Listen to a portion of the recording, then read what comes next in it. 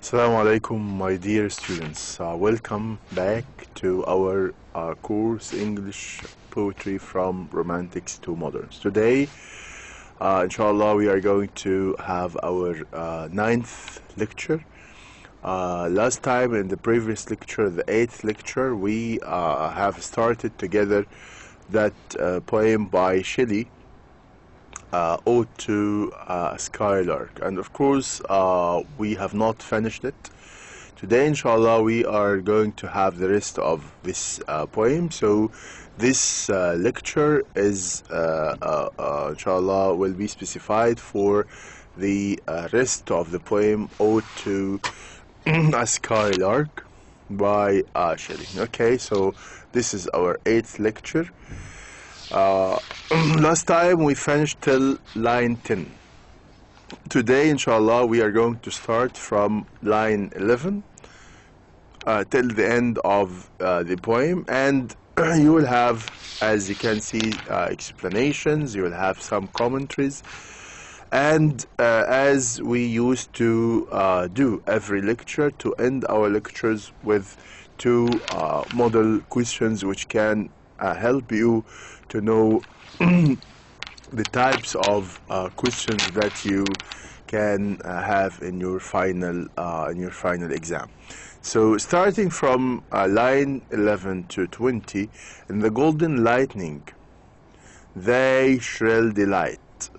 The skylark leaving the earth soaring upward is like a soul that has shed its mortal body and is on its way to heaven. Leaving, the poet is saying that the bird is leaving everything behind, leaving all the sorrow, all the miseries, all the hardships, and leaving everything behind, flying high to the sky, caring nothing about these sorrow. He has nothing to do. The bird has nothing to do with such sad feelings which human beings usually have. So the skylark leaving the earth, soaring upward, is like a soul that has shed its mortal body and is on its way to heaven. I'm sorry for this. The expression embodied joy means a happy soul that has shaken off its mortal body. As the skylark flies upward, the pale and purple twilight of the morning seems to melt away, giving place to the white light of the rising sun. The skylark becomes invisible, and this is what we said before, because it flies very high. The skylark becomes invisible as it flies higher and higher.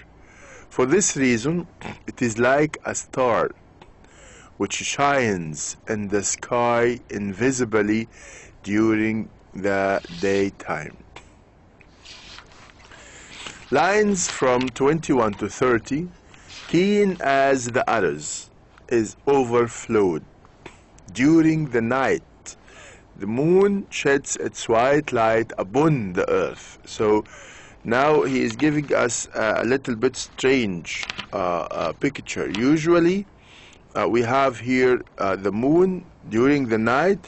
The moon sheds its white light upon the earth, and this is what we are expecting when, as I said before, that when the night is clear, we find that the moon is is giving white light upon the earth. But this bright light begins to fade. This light begins to disappear with the coming of the morning. So with the very beginning of the morning, definitely we do not find these lights come from the moon. So in the light of the morning, the moon light fades away. Although the moon now becomes almost invisible, of course during day we cannot see the moon. So although the moon now becomes almost invisible, yet we are aware that the moon is still in the sky. But we are aware, we are sure that the moon is still there in the sky.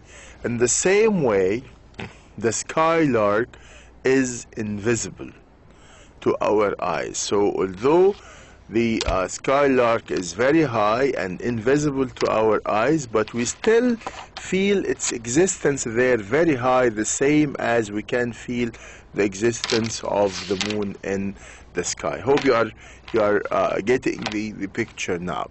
So though the moon now becomes almost invisible, yet we are aware that the moon is still in the sky. In the same way, the skylark is invisible to our eyes, but listening to its music. And we said that if it is invisible, but we say the poet still hears its singing. We are aware of its presence in the sky. So in the same way, the skylark is invisible to our eyes, but listening to its music, we are aware of its presence in the sky. The earth and the sky are flooded with the music of the skylark in the same way as they are flooded with the bright light of the moon. So the earth and the sky, of course, they are full with the light of the moon, even if it is day or even if it is night. It's the same here. He is giving us the same picture, that this singing of the skylark can give such a flood of happiness, such a flood of pleasure to the earth, the same as the moon can give to the earth also. So the earth and the sky are flooded with the music of the skylark in the same way as they are flooded with the bright light of the moon. So the moon can give such light, nice light to the sky and to the earth, and the bird, the skylark, can give such happiness even to the sky and to the earth. Okay, now lines 31 to 40. What thou art, it headed not, as the skylark flies up and up. When it goes very high in the sky, as the skylark flies up and up, it sends a shower of rich music. So the bird is not just flying high, very high, but while it flies, it sends back to earth shower of rich music, lovely and sweet music to us on the earth. The music flowing from the skylark is much more pleasant and delightful even than the bright raindrops falling from the clouds. So he is saying that such wonderful music which the bird is giving us is much more pleasant, much more is pleasurable and delightful even than the bright raindrops falling from the clouds. Even it's pleasurable and cheerful, delightful, more than such raindrops falling from a cloud. The invisible skylark may be compared to, again, as I said, that he is comparing the poet, the happiness, the songs of the poet, of the bird, with such different things from our world. And he at the end he reached an outcome that the happiness and the sweetness that comes from the bird can exceed and can surpass all these happiness that we can attain or we can get from the other things. So the invisible skylark may be compared to a poet, who is hidden from the public gaze by the originality and obscurity of his ideas. The poet goes on singing his songs. So the poet goes on singing his songs and expressing his ideas through those songs. He could at last compel people to listen to him and to try to understand him. The idea is that the skylark keeps singing till we are moved to admiration for its songs, even though the skylark is invisible. So he is comparing here the poet who is trying to convey his message to the people, and it is not that easy. All the time he is trying hard, persisting to convey and to deliver his message to the people to listen and understand what he is saying. But if we move to the point, we find that the skylark keeps singing till we are moved to admiration, till we are admired, we like much its songs, even though the skylark is invisible. So, which means that even though the skylark is invisible, its singing and its songs can make us admire it, even without we are able to see it, because it flies very high. Okay, now let's move to the notes, our notes or our explanations on lines from 41 to 50. Like a high-born maiden, from the view, till the view, which is in line 50. The skylark is here compared to a young damsel of high birth, a girl of high birth, very high rank. She's from the high rank, from the elite people, like princess or something.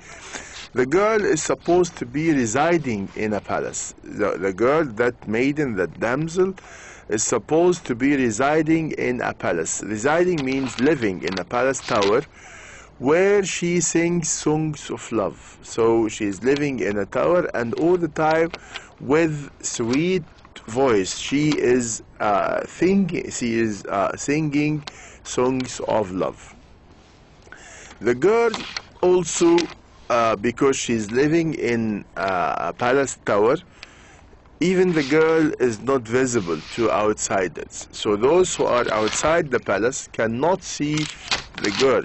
But what they could do, just listen to her voice. The same as the skylark. We could not see the skylark. The poet cannot see the skylark, but is still able to listen to its singing. So he is saying here, the girl herself is not visible to outsiders, is not visible. No one can see that girl, because she is confined in the tower. She is placed and restricted. She's imprisoned in the tower. But the songs of the girl overflow her apartment. Her voice is not imprisoned like her. Her voice is not limited and is not restricted in the same place in which she is living. But her voice could overflow, could go outside the tower palace in which she is living in, and are heard by the people outside, the same as the skylark. So the people who are outside the palace, they could hear these sweet songs of the girl. And it's the same case if we move to the skylark. The skylark is flying very high in the sky, and we cannot see the skylark when it is very high, but we can hear its voice. Are heard by people outside, the same as the skylark. The skylark is like a beautiful, shining, glow, warm, flying about among the dew-covered grass and flowers. It's the same as worm, which goes through these grass and flowers. Both the glowworm and the skylark are invisible. It's the same. The worm is very tiny, of course, and it goes in grass and in between the flowers that no one can notice and no one can see. It is the same case for the skylark. Both the glowworm and the skylark are invisible, but we are conscious of their presence. So their invisibility, because they are invisible, it does not mean that we could not feel them. No, it's of course a different case. So both the glowworm and the skylark are invisible, but we are conscious of their presence. Okay, now we finished from line 51 to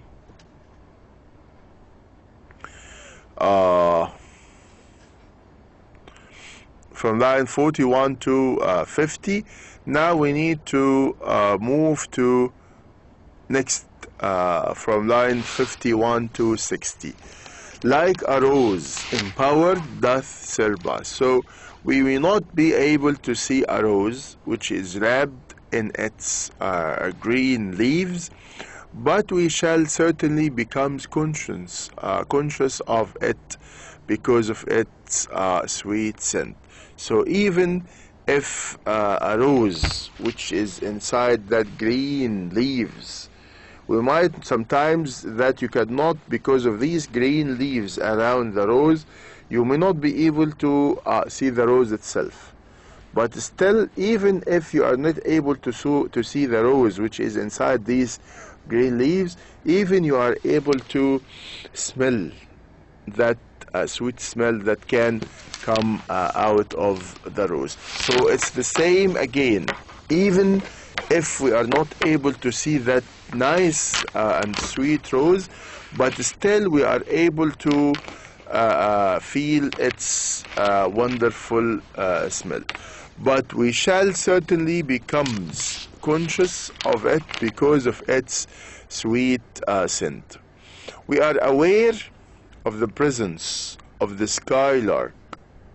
Why? Because of its sweet songs, which are loud enough to reach our ears. So because it's very high, but still we can hear its songs. Its songs, sweet songs, can reach our ears. The music of the skylark is more joyful than the sound of rain. And this is also another picture. The poet says that this music which we can get from the skylark is more joyful, pleasurable, cheerful, delightful than the sound of rain falling on the bright grass in spring. So look how he likes the song of the sky lark. It says that that song of the skylark is delightful, pleasurable, and cheerful, more than the drops, the sound of the rain falling on the bright grass in spring. Even these sweet drops of rain, the sound of these drops of rain, this sound is not the same like the sound of the skylark. It cannot be equal with the sound of the skylark, the voice of the skylark, but it cannot exceed or surpass. On the contrary, the sound or the voice of the skylark definitely is more delightful and more cheerful to it. Okay, now let's move to last time, and this we finished from 51 to 60. Now from 61 to 70. Line 61 to 70. Teach us some hidden want. So the music of the skylark is full of rapture, joy, which seems to have a divine quality. And this is every now and then the poet is trying to stress this, that this voice can never be produced from a thing or a bird or a creature that belongs to our world, but this sweet things, this happy singing can only come from the heaven only. So the music of the skylark is full of a rapture joy, which seems to have a divine quality, as compared with the skylark singing a wedding song or a song of victory. Now he is comparing even the song of the skylark to the song of a wedding song or a song of victory, which seem to be meaningless. So if we compare this, the song of the skylark with all its sweetness and happiness, if we compare it to the singing in a wedding party or the song of victory, definitely the song of the skylark would surpass and would overcome such things. Even he said that these things which we these songs and these singing which we have in a wedding party or a song of victory,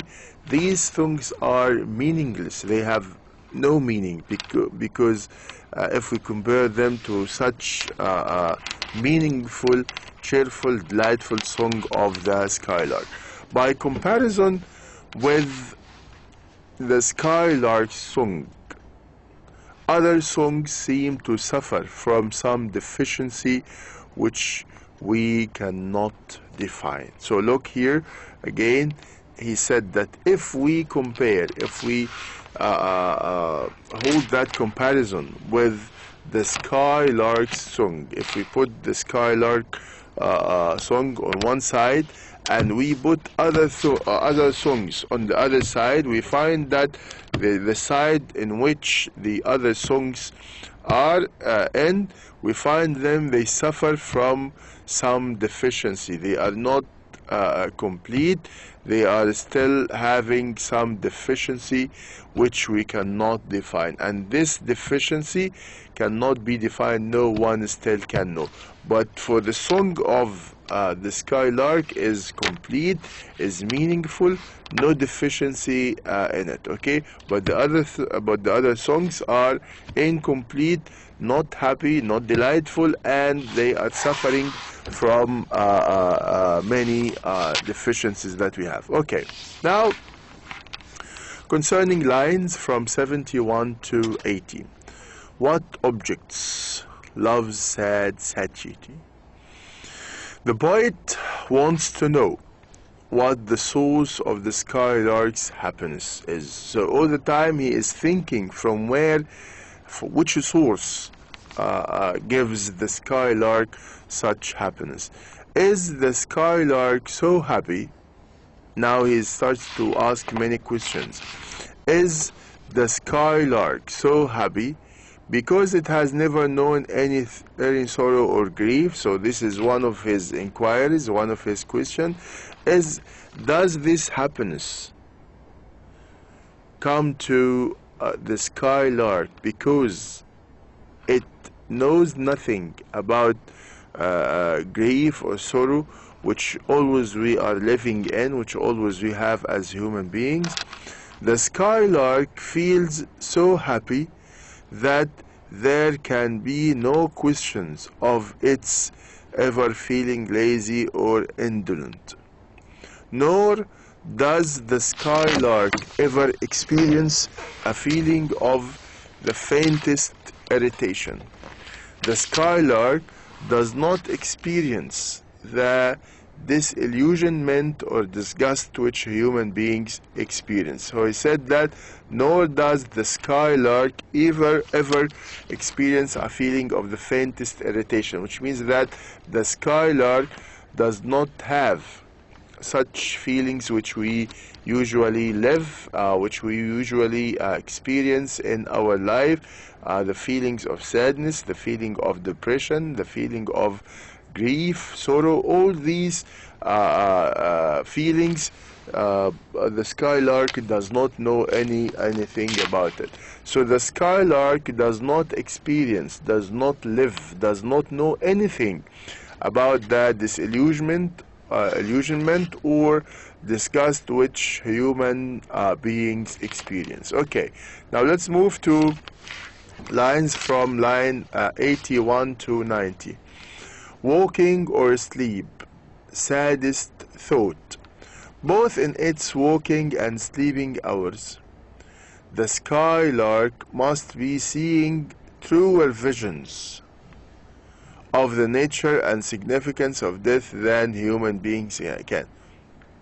So he said that both in its waking and sleeping hours, the skylark must be seeing truer visions of the nature and significance of death than human beings can.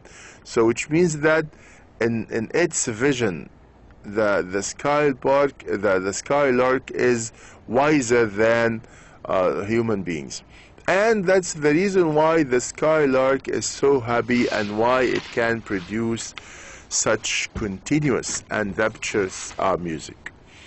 The life of human being is full of disappointments and frustration. This is very important. The life of human beings is full of disappointments and frustration, not full of happiness, not full of cheerfulness, lightfulness, all these things. But for the poet, he sees that the life of human beings is full of disappointment and frustration. There is an element of pain, mingled even with their most genuine laughter. So even sometimes you find some people laughing and pretending, acting to show that they are happy, all the time smiling, but from inside they are very sad and they are very miserable. The same as, the idea of the clown in the circus. Sometimes the clown, although it seems the clown seems happy all the time and trying to make people laugh in the circus, but definitely the clown is a human being, and definitely he has lots of problems. He might have a problem, financial problem. He does not have enough money. He might have some problems with his wife. He might have some problems with his children, or he may not even have children at all. All these things, but all these sufferings and all these sad feelings which he has, once he is, the clown is in front of his audience, definitely forgetting all this and all the time trying to smile, to try to show happy and to make people happy. So here the life of human beings is full of disappointments and frustration. So he said that our life as human beings is full of frustration and full of disappointment. There is an element of pain. All the time you have that element of pain, mingled even with our most genuine laughter. Even if we try to laugh, we find that there is a certain pain inside us. The sweetest songs of human beings, the sweetest things of human beings, as those that are full of sorrow and grief. He said that if there is a nice song by any of the human being, we find that it is this song which is full of sorrow and grief. The songs of the skylark, again returning back to speak about the skylark, the songs of the skylark, on the contrary, are an expression of what? Of pure joy. So the pure that we get from the song of the skylark is pure. Nothing can make it sad. Nothing can take from its happiness and cheerfulness. Nothing can decrease its happiness and cheerfulness. Okay, line 91 to 101. Yet if we could score as I am listening. Human happiness is made by feeling of hatred, pride, fear, etc. Human beings were born to suffer. To suffer what? To suffer sorrows and grief and to shed tears over their miseries. So this is what we have. Human beings were born to suffer sorrow and grief and to shed tears over their miseries. The skylark is scornful of the earth. That's why it flies in the higher regions above, which means that the skylark does not have the feelings that it wants to live on earth. Why? Because the skylark is wise enough to know that those people living on earth and those creatures living on earth are unhappy and they are sad. So that's why the skylark prefers not to live on earth but to fly high, very high away from this grief and from this sorrow and sadness.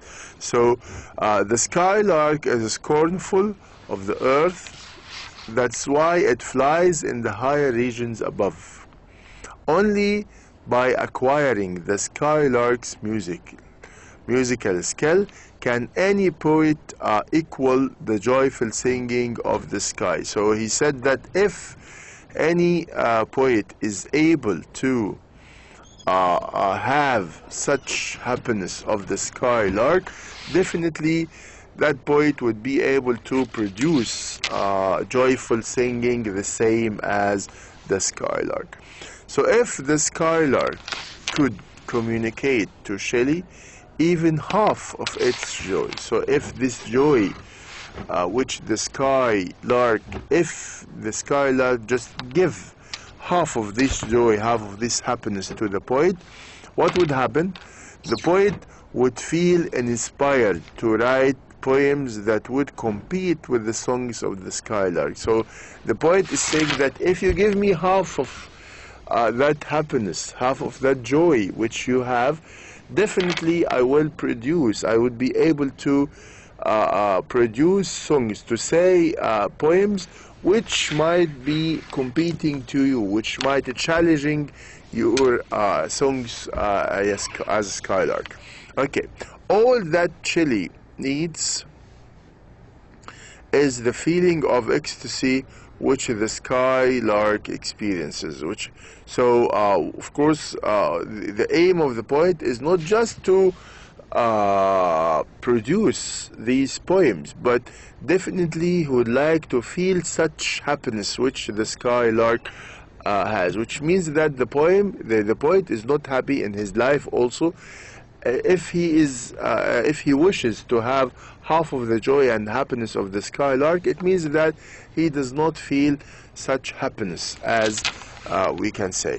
So all that Shelley needs is what he needs. He does not need essentially to produce songs, but he needs the feeling of ecstasy, the feeling of happiness which the skylark experiences. Okay, now explanation. The skylark's flight and its song. A skylark skylark says the skylark's flight and its song. A skylark, says Shelley, is not a bird, but a spirit again, which pours forth rich melodies of spontaneous music from somewhere in the sky, repeating again the same ideas. The skylark flies higher and higher, singing all the time. In the golden light of the sunrise, the skylark flies and floats unseen in the area regions. It's the same ideas that we have already explained. The rich and glorious music of the invisible skylark. The skylark, because of the great height at which it flies, is invisible to human eyes, in the same way as a star is invisible during the daytime.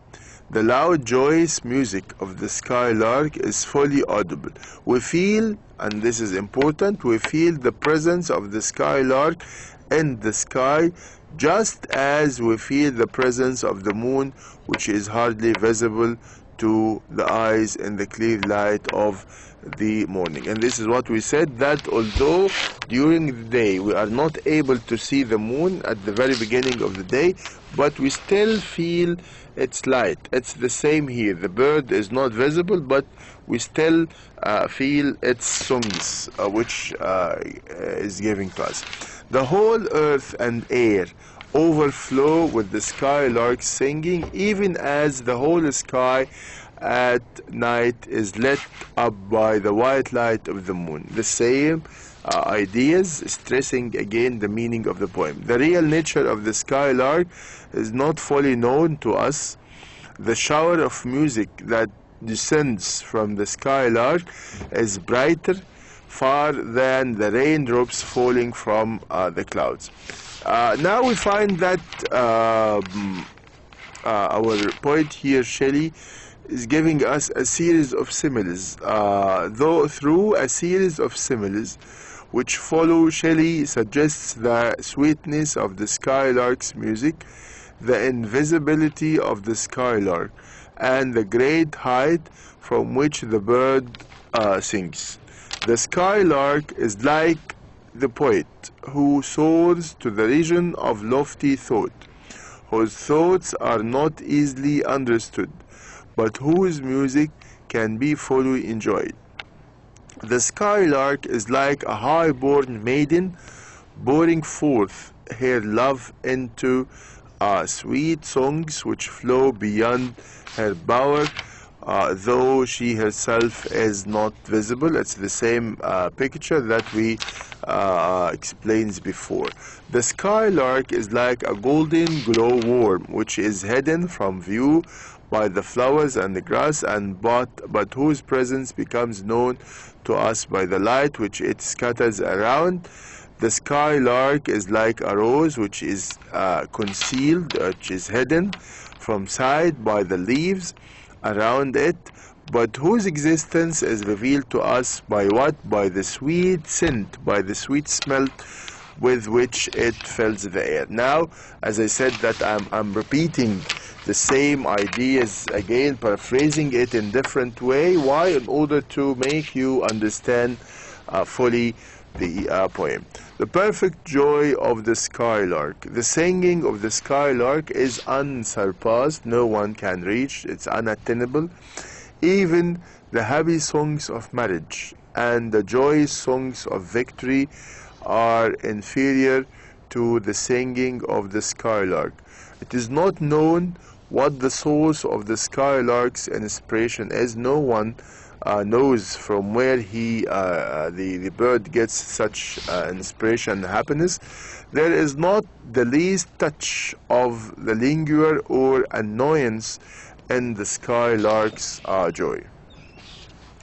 The skylark is ignorant of human suffering, as also of the sad satiety of life, which means that because the skylark is a spirit in the view of the poet, it has nothing about it, does not care, is ignorant of the human suffering which we have as human beings. The skylark seems to have a truer and deeper knowledge of the mystery of death than human beings, which shows that the skylark is wiser and has a better view than human being about death. That's why music flows from the skylark in such a crystal stream. Okay. The tragedy of human life contrasted with the bird's joy. Again, the poet here is comparing between that happiness and joy of the poet with the tragedy and suffering, sadness which human beings have.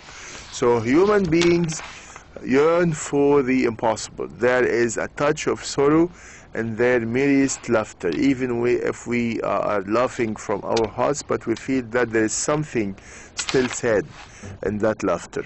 Their sweetest songs are songs of sadness.